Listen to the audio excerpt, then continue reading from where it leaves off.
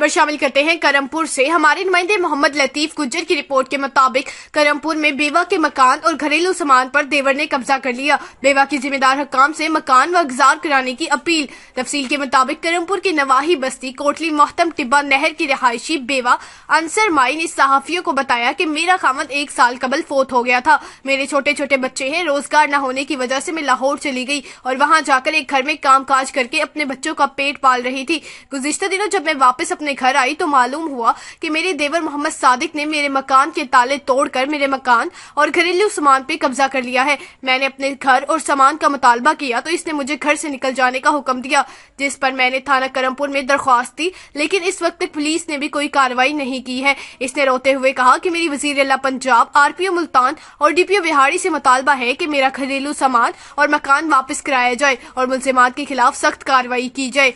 मज़ीद ताज़ा खबरों और अपडेट्स के लिए देखते रहिए मुसाफिर।